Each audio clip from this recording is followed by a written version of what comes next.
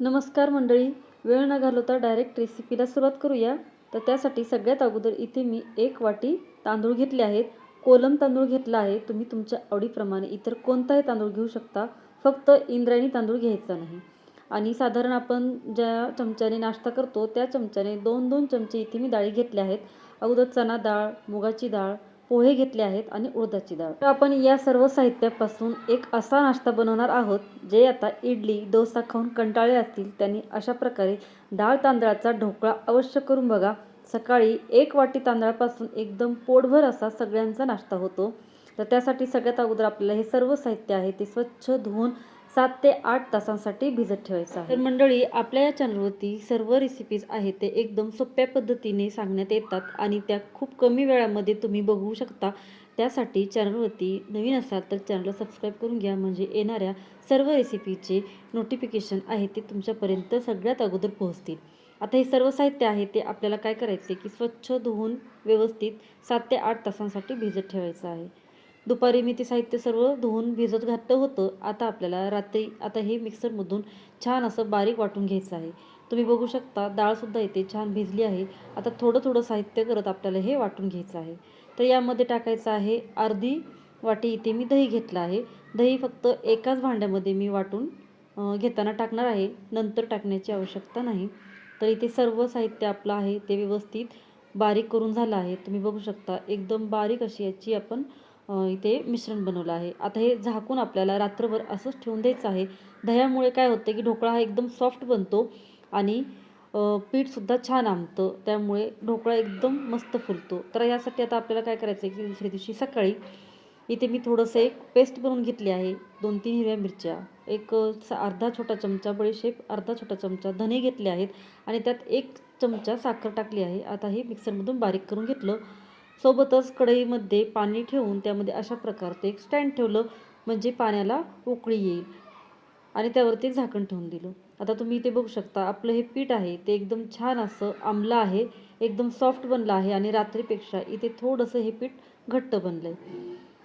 आता आपल्याला काय करायचं की जेवढं आपल्याला ढोकळा बनवायचा आहे तेवढंच मी इथे मिश्रण ठेवणार आहे आणि बाकीचं आहे ते बाजूला काढून ठेवते. आता यामध्ये चवीपुरतं मीठ टाकून घ्यायचं आणि आपण हिरव्या मिरचीची जी पेस्ट बनवली आहे ना ती टाकून घ्यायची. 2 छोटे चमचे यामध्ये मी तेल टाकलं आहे. आता हे सगळं साहित्य आहे ते व्यवस्थित मिक्स करून घेऊया. यामध्ये आपण दही टाकलेलं आहे आणि तेल टाकलं आहे, त्यामुळे हा ढोकळा एकदम सॉफ्ट बनतो आणि स्पॉन्जी बनतो. त्यामुळे ना खाताना हा ढोकळा आहे तो घशामध्ये कोरडा लागत नाही. आता आपल्याला काय करायचं की ताटाला तेलाने छान ग्रीस करून घ्यायचं आहे. ताटाला ग्रीस करताना एकदम ताटांच्या ज्या कडा आहेत त्यासुद्धा आपल्याला ग्रीस करून घ्यायच्यात, म्हणजे तिथपर्यंत आपला हा ढोकळा फुलणार आहे. त्यामुळे काढताना अजिबात अवघड जाणार नाही. आता इथे आपल्याला यात टाकायचं आहे इनो. तर अर्धा छोटा चमचा इथे मी इनो घेतला आहे. जो इनोचा लेमन फ्लेवरचा सॅशे मिळतो त्यातला सॅशे मी अर्धा वापरला आहे. आता हे व्यवस्थित याला मिक्स करून घ्यायचं. खूप जास्त वेळ ह्याला मिक्स करायचं नाही, नाहीतर यामध्ये जे गॅस तयार होतो किंवा जे बबल्स तयार होतात तेच निघून जातात आणि मग ढोकळा हवा तसा फुलत नाही. आता या ताटामध्ये तेलाने जो ताट आपण ग्रीस केला आहे त्यामध्ये हे मिश्रण टाकून घ्यायचं आणि वर अशा प्रकारे थोडंसं लाल मिरची पावडर आहे ती भुरभुरून घ्यायची.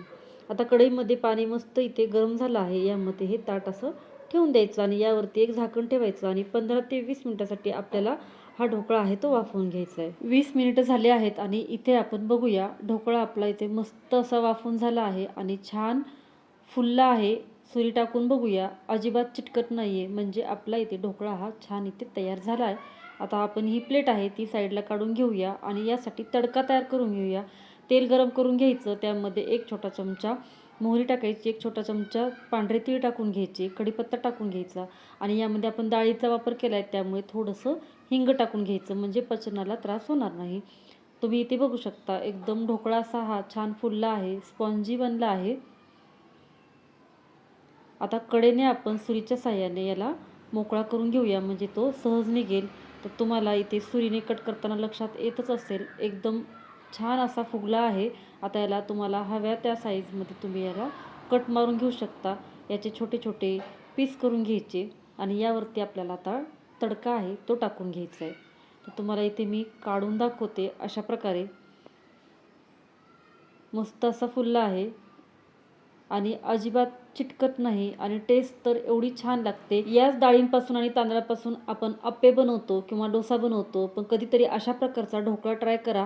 तुम्ही साधा खाल्लात किंवा टोमॅटो सॉससोबतसुद्धा खाऊ शकता किंवा नारळाच्या चटणीसोबतसुद्धा अप्रतिम लागतो. पण कशासोबतही न खाता नुसता जरी खाल्ला तरी खूप छान लागतो. ब्रेकफास्ट असो किंवा मग मुलांना टिफिनमध्ये देण्यासाठी शॉर्ट ब्रेकसाठी असो, खूपच अप्रतिम असा हा ढोकळा करायलासुद्धा आणि चवीलासुद्धा आहे. तुम्ही बघू शकता, दिसायला जेवढा सुंदर दिसतो त्यापेक्षाही चवीने कितीतरी पटीने जास्त छान लागतो. चला तर मग आता यावरती बारीक अशी हिरवी कोथिंबीर आपण टाकून घेऊया. आवडत असेल तर खोबऱ्याचा किसही टाकू शकता.